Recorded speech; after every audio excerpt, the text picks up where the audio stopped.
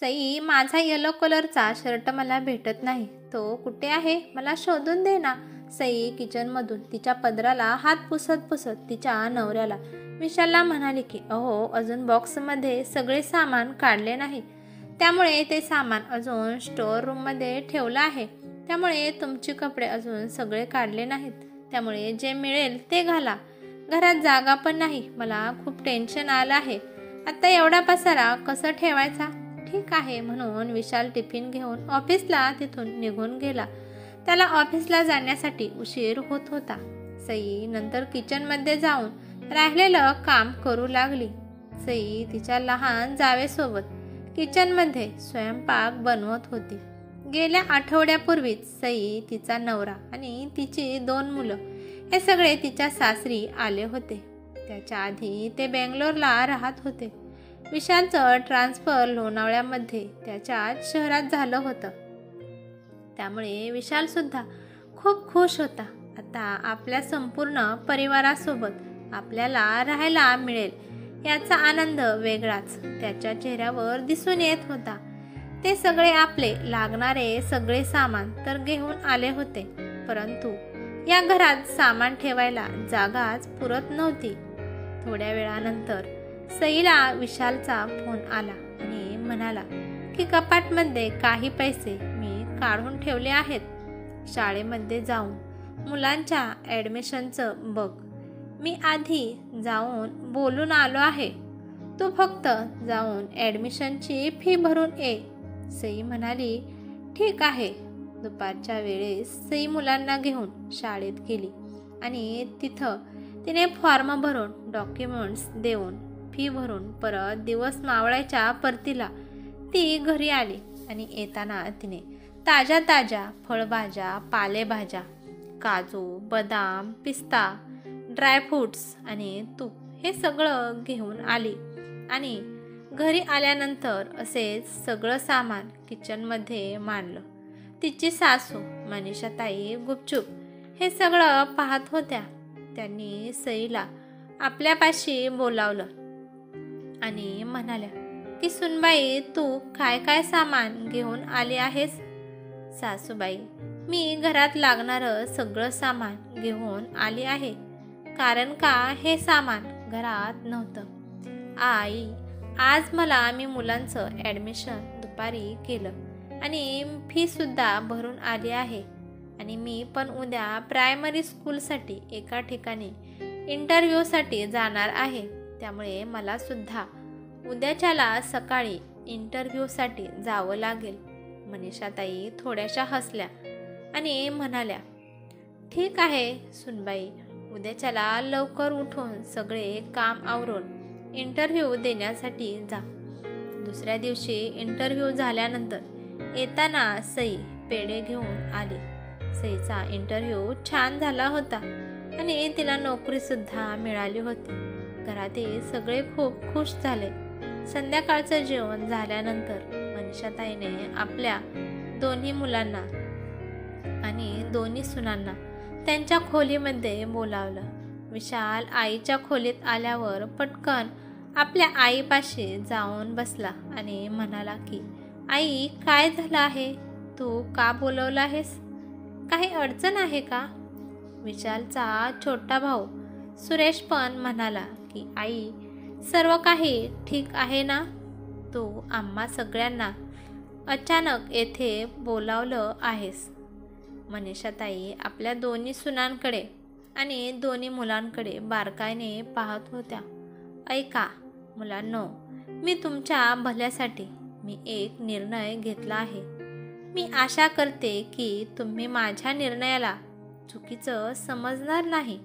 मनीषाताईची छोटी सून साक्षी म्हणाली की नाही सासूबाई, आम्ही कशामुळे तुमच्या निर्णयाला चुकीचं समजू? सई पण म्हणाली हा आई, बिंदास सांगा तुमचं म्हणणं काय आहे. पण मनीषाताईने एक मोठा श्वास घेतला आणि त्या आपल्या मोठ्या सुनेकडे सईकडे पाहत म्हणाल्या की सुनबाई, मी हे तुला सांगत आहे की तू तुझ्या नवऱ्याला आणि तुझ्या मुलांना घेऊन भाड्याच्या घरामध्ये राहायला जा. सासूबाईचा हा निर्णय ऐकून सगळेच एकमेकांच्या तोंडाकडे पाहू लागले. सई तर रडू लागली आणि म्हणू लागली, माझ्याकडून अशी कोणती चूक झाली आहे म्हणून सासूबाई तुम्ही मला एवढी मोठी शिक्षा देत आहात आणि मला या घरातून जा म्हणून सांगत आहात. मनीषाताई उदास मनाने म्हणाल्या की हे बघ सई, यामध्ये तुझी अजिबात चूक नाही. तू असा विचार अजिबात करू नको की तुझ्याकडून काय चूक झाली आहे आणि म्हणून मी तुला या घरातून जायला सांगत आहे आणि मी तुझ्यावर नाराज होऊन हा निर्णय घेतला आहे असं अजिबात समजू नकोस. पण सांगणं गरजेचं आहे, परंतु कुठनं सांगू हेच मला समजत नाही. एवढं म्हणून मनीषाताई 2 मिनिटं शांत बसल्या. हे बघ सुनबाई, तू एवढ्या वर्ष तुझ्या नवऱ्याबरोबर आणि मुलांबरोबर एवढ्या मोठ्या शहरात राहून आली आहे. तुमच्या सगळ्यांचं खाणं पिणं, तुमची दिनचर्या खूप वेगळी आहे ग. आणि हे चुकीचं सुद्धा नाही. प्रत्येक माणूस आपल्या बुद्धीच्या आणि आर्थिक परिस्थितीनुसार वागत असतो. एवढ्या दिवसांपासून तुम्ही वेगळे राहत होता, त्यामुळे तुमचे वेगळेच नियोजन आहे. आम्ही इथं आमच्या हिशोबाने राहत आहे. असं होऊ शकतं की तुला इथं ॲडजस्ट व्हायला प्रॉब्लेम होत असेल. तू जर बोलू शकली नाही, तू बिनधास्त होऊन आमच्याशी बोलू शकत नाही, हे बरोबर आहे की तुम्ही आमच्यापेक्षा स्टँडर्ड लाईफ जीवन जगत होता. तुम्ही जेव्हा बँगलोरला होता तेव्हा मी 1 महिना तुमच्यापाशी राहायला आली होती. तेव्हा मी समजून गेले की तुमचं राहणीमान आणि आमच्या राहणीमानात खूप फरक आहे आणि तुमचं खाणं आणि आमचं खाणं खूप वेगळं आहे. तुम्हाला काजू, बदाम, पिस्ता, ड्रायफ्रूट्स खाण्याची सवय आहे, परंतु आम्ही शेंगदाण्याशिवाय दुसरं काहीच खात नाही. तुम्ही जेवणामध्ये मोहरीचे, सरसो तेल आणि पनीर, चीज, जॅम तुम्ही हे सगळं वापरता आणि सरसोच्या तेलामध्ये भाजीसुद्धा बनवतात. परंतु आम्ही तर फक्त सनफ्लावर ऑइलने मध्येच सगळं बनवतो. तुपाचा सुद्धा वापर आम्ही खूप थोड्या प्रमाणात करतो आणि मोहरीचं तेल तर आपल्या इथं वापरतच नाहीत. कारण का, ते तेल आम्हाला खायची सवय नाही. तुमच्या मुलांना दररोज नाश्त्याला फळे लागतात, परंतु आम्ही फळे डेली आणत नाही. कधीतरीच आठवड्यातून एकदाच घेऊन येतो. हे सगळं आम्ही का करत आहे? कारण का, सुरेशचा पगार खूप कमी आहे आणि त्यामध्ये आम्हाला हे घर चालवणे खूप कठीण होत आहे. त्यामुळे आम्ही जास्त पैसे खर्च करून काहीही खरेदी करत नाही आणि आम्हाला पहिल्यापासूनच काटकसरीची सवय पण आहे आणि जेवण पण आम्ही साध्या पद्धतीने खातो. परंतु तुमचं आता राहणीमान बदललं आहे, त्यामुळे आम्हाला आमचं पसंत पडणार नाही आणि आम्हाला तुमचं पसंत पडणार नाही. खाण्यापिण्यामध्ये ॲडजस्ट होण्यासाठी खूप वेळ लागतो, तो लगेच बदलू शकत नाही. मी विशालला सुद्धा या बाबतीत बोलली आहे की दोघांनी पण अर्ध घराचा खर्च देऊन घर चालवणं कठीण होणार आहे. घरात एवढी माणसे आणि तुमचं खाणं महागातलं आणि तुम्हाला आम्हाला सोडून खाणं सुद्धा योग्य वाटत नाही आणि एवढ्या माणसाचा एवढा खर्च झेपणं होणार नाही. तुम्ही पहिल्यापासूनच दोघे पण नोकरी करता, त्यामुळे तुम्हाला घरात भरपूर पैसा आहे. पैसा असेल तर कोणती पण वस्तू पटकन आणता येते. हे बघा, मी हे सगळं दुःखी होऊन किंवा नाराज होऊन बोलत नाही. मी हे सगळं प्रॅक्टिकल आणि विचार करूनच बोलत आहे. त्यामुळे कुणीच माझ्या बोलण्याचं वाईट मानून घेऊ नका. त्यामुळे तुम्ही दोघे पण कमवत आहात. तुमच्या भविष्यासाठी तुम्ही हे सगळं करत आहात, परंतु तुम्ही इथे राहिलात तर तुमचा सगळा भार घरातील वस्तूवर जाणार आहे. तुम्ही दोघं कष्टाचे पैसे कमवत आहात आणि ते पैसे तुमचा फक्त तुमच्या मुलांच्या शिक्षणासाठी आणि त्यांच्या खाण्यापिण्यासाठी घालवा. काही बचत स्वतःसाठी पण करा. सुरेशची मुले आणि तुझी मुले यामध्ये राहणीमानाचा सुद्धा खूप फरक आहेत. तुमची मुले मॉलमध्ये ब्रँडेड कपडे घालतात, पण सुरेशची मुले इथल्या साध्या दुकानातून कपडे आणून घालतात. आणि नंतर पुढे जाऊन जर या गोष्टीवर तुमच्या दोघी जावांमध्ये मुलांमुळे भांडणे होतील आणि विनाकारण भांड्याला भांडे लागेल. त्यामुळे हे योग्य आहे की तुम्ही दोघं एका भाड्याचं घर करून तिथे राहायला जावे. आधी पण तुम्ही दुसऱ्या घरात राहत होता, तरी पण आपण सुखादुःखात एकमेकांना साथ देत होतो. आता तर आपण एका शहरात राहून सुद्धा एकमेकांच्या जवळ राहू शकतो. आणि मोठ्या सुनबाई, तुझी मुले आता मोठी होऊ लागली आहेत. आता त्यांच्यासाठी सुद्धा वेगळी रूम पाहिजे आहे आणि आपल्याकडे रूमा खूप कमी आहेत. आधी तर तुम्ही दोघं किती लांब असून सुद्धा आमच्या मनाच्या जवळ होता, परंतु आता एवढ्या जवळ आहात म्हटल्यावर आमच्या मनाच्या किती जवळ असतात हे विचार करा. आपण प्रेमाने राहून विनाकारण कोणाच्याच मनात काही सुद्धा वैर नको. तुम्हाला जास्त ब्रँडेड वस्तू आणायची सवय आहे, पण त्या वस्तूमुळे आपल्या नात्यावर कोणताच परिणाम होऊन द्यायचा नाही.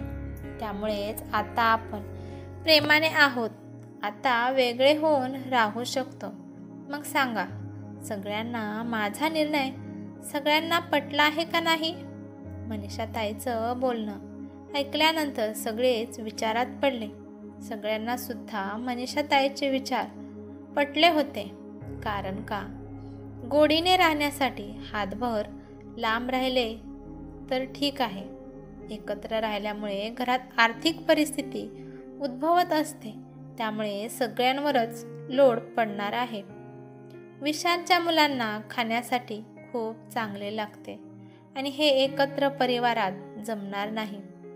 सई पण आपल्या सासूबाईचा हात हातात घेत म्हणाली की, सासूबाई, तुमचा निर्णय योग्यच होता आणि योग्यच आहे. तुमचे विचार पाहून मला खूप आनंद झाला नाही. दुसऱ्या सासूने माझ्यासोबत विनाकारण भांडण करून घरात कलेश निर्माण केला असता, परंतु तुम्ही हे सगळं किती समजूतदारपणाने सगळं हँडल केलं. तुम्हाला कळाले की असे एकत्र राहिलेलं घरात दरार निर्माण होत असते आणि ते तुम्ही आम्हाला सविस्तर सांगितले. हे आम्हाला पटले. तुम्ही मनात ठेवून काही सुद्धा बोलला नाही. सगळं बिनधास्त बोलला आणि हेच आम्हाला पाहिजे होतं की तुम्ही आम्हाला समजून घ्यावं. तुम्ही कधीच मला एवढे का आणले, हे का केले म्हणून म्हणला नाही. आम्ही जसं राहू त्यात तुम्ही खुश आहात, परंतु तुम्ही हे खूप समजूतदारपणाने बोलला. एवढं म्हणून सई आपल्या सासूच्या गळ्यात पडून रडू लागली आणि मनीषाताई पण सईच्या डोक्यावरून प्रेमाने हात फिरवत म्हणाल्या की आजकाल घरामध्ये छोट्या छोट्या गोष्टींसाठी खूप भांडणे होत असतात आणि हे भांडण होणे स्वाभाविकच आहे आणि हेच भांडण होऊ नये म्हणून प्रॅक्टिकल वागलेच पाहिजे. सई म्हणते की माझी एक अट आहे.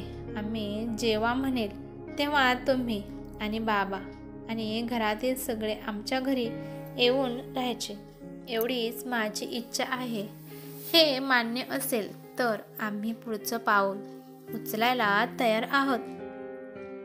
याच्यासाठी त्यांनी होकार दिला. काही दिवसांनी विशालने एक भाड्याने घर पाहिलं आणि मग तिथं सई, विशाल आणि त्यांची 2 मुले शिफ्ट झाले. तसं तर सईने कोणाला सांगितलं नव्हतं, परंतु तिला किचनमध्ये ॲडजस्ट होता येत नव्हतं. तिला खूप डिफिकल्ट जात होतं. तिला किचनमध्ये तिच्या मनासारखंच जेवण बनवता येत नव्हतं. कारण का, भरपूर घरात माणसे होती, त्यामुळे त्या माणसांचं स्वयंपाक बनवणे म्हणजे तिच्यासाठी एक आव्हानच होतं. जर सई या बाबतीत घरातील कोणापाशी बोलली असती तर घरातल्यांना वाटलं असतं की तिला एकत्र फॅमिलीमध्ये राहणं म्हणजे मुश्किल होत आहे. हिला आपल्यापासून सुटका पाहिजे आहेत. परंतु तिच्या सासूने खूप विचार करून बोलल्या. काहीही न बोलता सईचं मन समजून घेतलं आणि त्यामुळे सईचे सगळे रस्ते रिकामे झाले. मनीषाताईने त्यांच्या मुलांना बिनधास्त आणि मनमोकळे आयुष्य दिले होते, त्यामुळे त्यांच्या नात्यात कधीच दुरावा आला नाही आणि त्यामुळेच त्यांचं नातं गोड आहे. नंतर सगळेच आपापल्या हिशोबाने आयुष्य जगत होते. ही कथा कशी वाटली ते मला कमेंट करून नक्की सांगा. कथा आवडली असेल तर शेअर करा आणि चॅनलवरती नवीन असाल तर चॅनलला